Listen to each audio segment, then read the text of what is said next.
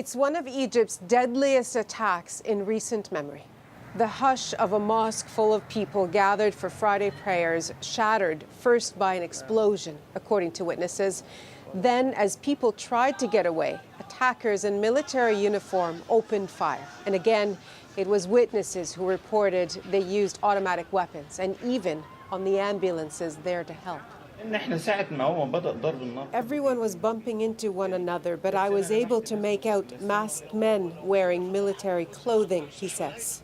It's worth noting that the authorities have barred media from the area at the same time that it has seen a growing number of militant attacks in recent years. So the few images and information on this latest attack came either from official sources or local witnesses and social media. For years, Egyptian forces have struggled to contain an insurgency in the area, involving several militant groups. One ISIS affiliate in particular has claimed responsibility for several attacks, mostly on security forces. What's different here is the attack was on a mosque. We've seen militants target churches in Egypt, but rarely mosques. And it's not clear why this mosque, although some speculate it's because worshippers belong to the Sufi order of Islam, which some extremists view as heretical. In a speech to the nation, Abdel Fattah al-Sisi promised revenge. We will respond with brutal strength to retaliate against these terrorist extremists, he says. Shortly afterwards, security forces conducted airstrikes in the area. They also stepped up security, including at the Cairo airport. The country now observes 3 days of mourning. Nala Ayed, CBC News, Beirut. Some Canadians know this part of the Sinai well. It's where Canada has had its largest peacekeeping force, involving some 68 Canadian soldiers.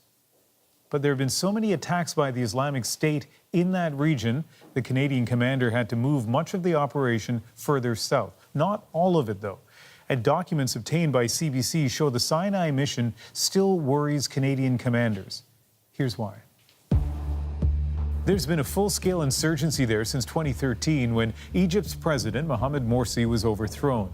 And Egypt can't really control it. One group has been particularly vicious there, Sinai province, affiliated with ISIS. That's the group that says it brought down a Russian plane in 2015 with more than 200 tourists on board. Typically, though, it's gone after Egyptian police and military, killing hundreds of them. That worshipping Muslims, Sufis in particular, could be targeted maybe shouldn't surprise. Extremist groups like ISIS and Al-Qaeda accuse Sufis of being idol worshippers, not real Muslims. In January of this year, in an ISIS magazine, there was an elaborate plot to eradicate Sufis in the Sinai, calling them a disease and vowing to wipe out the Rauda Lodge. That is the mosque attack today. It was full of workers from a salt processing company and local police officers in the middle of Friday prayers. For a village of less than 1,000 people, no home will have been spared. Support for Egypt is coming in from around the world. Canada condemns this attack and stands shoulder to shoulder with the people of Egypt in this difficult time, the Prime Minister said in a statement. The Eiffel Tower turned its lights off to pay tribute to the victims. And from the mayor of Tel Aviv, condolences to our friends across the border, he said, with the municipal building lit up like the Egyptian flag.